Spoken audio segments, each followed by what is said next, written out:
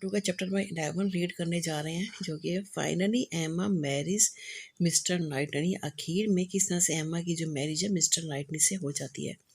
Emma was afraid that she would have to do the dreadful again. Emma जो है काफ़ी ज़्यादा घबरा जाती है या डर जाती है कि उससे फिर काफ़ी कुछ गलत हो गया।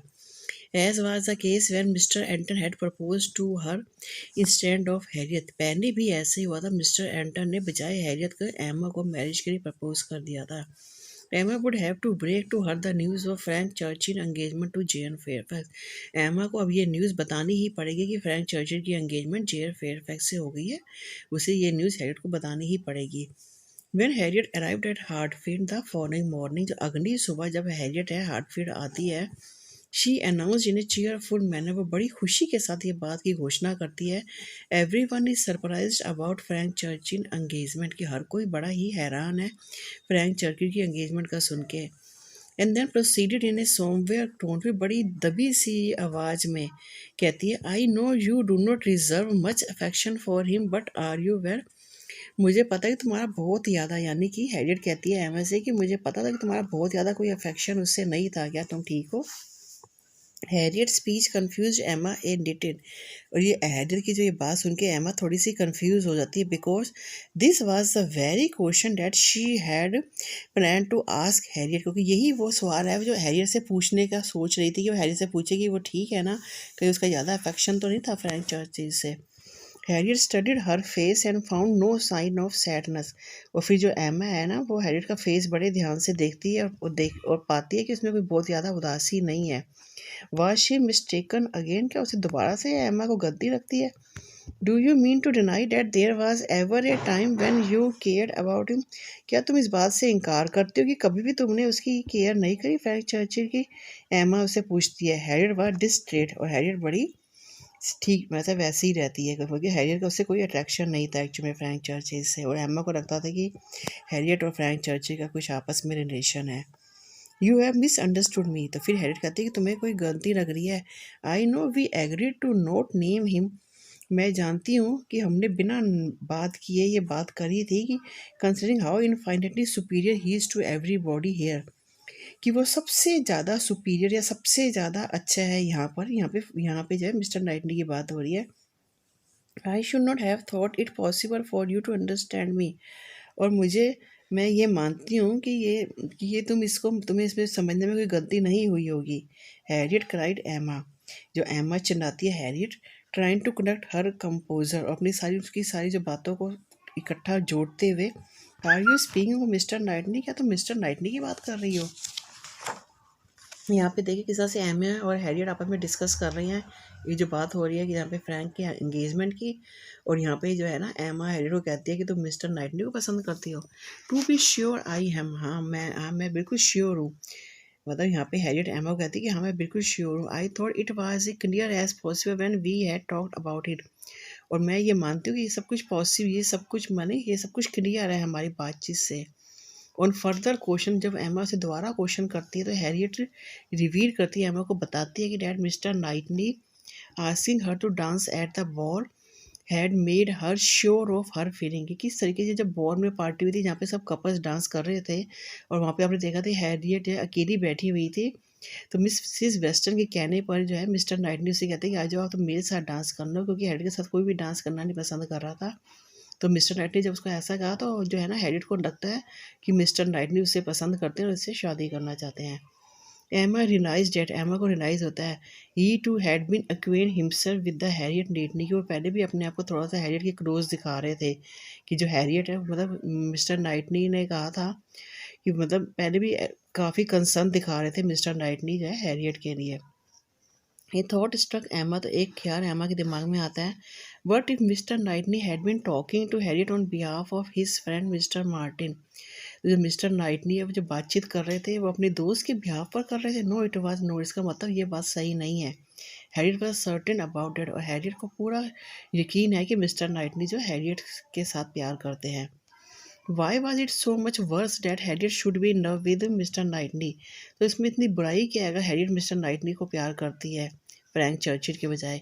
इट डेटेड थ्रू हर, तो ये उससे पता भी चलता है with the speed of an arrow, एकदम से उसके दिमाग में आता है कि mister Knightley must marry no one but herself, कि मिस्टर नाइटनी को किसी के बजाय खुद से ही शादी कर जानी चाहिए। For the first time years, कई सालों में पहली दफ़ा, शी सा हर ओन हार्ट क्लियरली, अब उसे अपने दिल के बारे में सब कुछ ठीक से समझ आ रहा है या दिखाई दे रहा है कि ब्लाइंडनेस ऑफ हर होन हेड, की उसके दिमाग की अंधी होने की वजह से, यानी दिमाग उसने नहीं चलाया, एंड हार्ट हर्ट, और अपने दिल को काफ़ी दुखाया। She had been totally ignorant of her own heart, कि वो अपने बारे में तो सोच रही कि उसका दिल क्या चाहता है, वो तो कुछ ऐसा सोच ही नहीं रही इतने सालों में। Emma realize that she never really care from Frank Churchill at all, और एमा को रियलाइज़ होता है कि वो फ्रैंक चर्चिल की केयर करती ही नहीं थी, ना कि उसे फ्रैंक चर्चिल से कोई प्यार था ही नहीं। She was threatened with losing mister Knightley to Harriet, और उसे अब डर लग रहा है कि वो मिस्टर नाइटनी को हैरियट के हाथों खो रही है। And now understood how much of her happiness depend on being first in mister Knightley eyes, और उसे महसूस होता है कि किस तरह से वो मिस्टर नाइटनी के आगे हमेशा अपना इंप्रेशन बनाने में लगी रहती थी कि हमेशा की वही सबसे अच्छी है, वो फर्स्ट है, हर चीज़ में नंबर वन है मिस्टर नाइटनी की नज़रों में। ये कहीं ना कहीं उसे रियलाइज़ होता है कि वो मिस्टर नाइटनी से एक्चुअल में वो प्यार करती है। Nothing could now be done, पर अब कुछ भी नहीं हो सकता। एमा now decide that until things were certain, तो एमा अब डिसाइड करती है कि अगर ये सब कुछ सही है तो she must keep distant from Harriet, तो उसे हैरियट से दूर ही बना लेनी चाहिए, क्योंकि हैरियट जो है वो मिस्टर नाइटनी से प्यार करती है, और एमा को भी लगता है कि कहीं ना कहीं वो शायद मिस्टर नाइटनी को ये काफ़ी ज़्यादा पसंद करती है। When mister Knightley return from London, जब मिस्टर नाइटनी लंदन से आते हैं, she set out straight for Hartfield, वो सीधा ही हार्टफील्ड आ जाते हैं। She had heard about Frank and Jane engagement, कि वो लोग जब को सुनते हैं कि फ्रैंक और जेन की एंगेजमेंट हो गई है, and knew that Emma would be in the no speed, कि उनको मतलब लगता है कि एमा काफ़ी उदास होगी, क्योंकि उन्हें लगता था कि एमा जो है फ्रैंक चर्चिज को पसंद करती थी और शादी करना चाहती थी, और जब उनकी फ्रैंक की जो है एंगेजमेंट जेन फेयरफैक्स से हो गई है, तो इस चीज़ को सोच के एमा काफ़ी उदास होगी। तो उसको संतावना देने के लिए मिस्टर नाइटनी जो है लंदन से सीधा हार्टफील्ड पहुँचते हैं। और यहाँ पे देखिए कि एमा को रियलाइज़ होता है कि वो फ्रैंक चर्चिज से नहीं मिस्टर नाइटनी से प्यार करती है। और यहाँ पे देखिए किस तरह से जो है एमा और मिस्टर नाइटनी एक दूसरे से अपने प्यार का इजहार करते हैं। और यहाँ पे एमा की जो मैरिज है मिस्टर नाइटली से एंड में हो जाती है।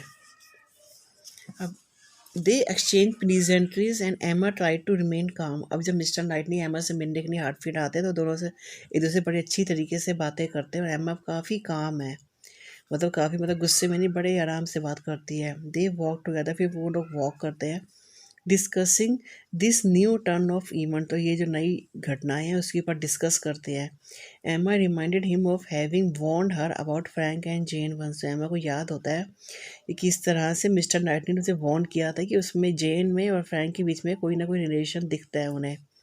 Mister Knightley felt that she must now console एमा, मिस्टर नाइटली ये सोच रहे थे कि उसे एमा को अब संतावना देना कि कोई बात नहीं, वो ज़्यादा दुखी ना हो फ्रैंक चर्ची को लेके, but she was cut short bye हर, कि इससे पहले कुछ कहते हैं तो एमा उनकी बात को काटते हुए कहती है, she told him that she had never been attached to the man they were speaking of, वो पहले इससे पहले कि मिस्टर नाइटली को संतावना देते हैं एमा उन्हें कह देते हैं कि वो कोई फ्रैंक चर्ची से इतना ज़्यादा अटैच नहीं थी। She was tempted by his attention, कि वो उसको बार बार टेंशन देता था, इससे वो काफ़ी खुश हो जाती थी। ये तो सच है, but there was nothing more to it, पर इससे ज़्यादा उनके बीच में और कुछ भी नहीं था। He then said something that shocked Emma, फिर वो कुछ ऐसा कहते हैं जिससे एमा काफ़ी ज़्यादा शॉक हो जाती है। Tell me then have I no chance of ever succeeding, क्या तुम मुझे बताओगे कि मेरा कोई चांस है आगे की ओर। एमा वॉज नेचुरली ओवरजॉयड, एमा काफ़ी खुश हो जाती है। Say no if it is to be said, तुम ना भी कह सकते हो अगर तुम कहना चाहो, प्लीज़ से समथिंग एमा, कुछ तो बोलो Emma. I can not make speeches Emma, तो मैं बार बार नहीं बोल सकता Emma. If I love you less, अगर मैंने तुम्हें कभी कम प्यार किया, I might be able to talk about it more, तो मैं इस पर और भी बातचीत कर सकता हूँ। But you know what I am, तुम जानती हो कि मैं क्या हूँ। You here nothing but truth from me, तुमने मुझसे हमेशा सच ही सुना होगा। गॉड नोज, भगवान जानता है, I have been a very indifferent lover, कि मैं प्यार करने में एकदम अलग हूँ। But you understand me and my feeling, और तुम मुझे भी समझती हो मेरी भावनाओं को भी। In response, Emma told him that the affection which he had been asking to be allowed to create was already this. और इसके रिस्पॉन्स में, उनकी बातों के रिस्पॉन्स में एमा कहती है कि जो अफेक्शन उसे चाहिए था वो उन्हीं के द्वारा दिया गया है उसे।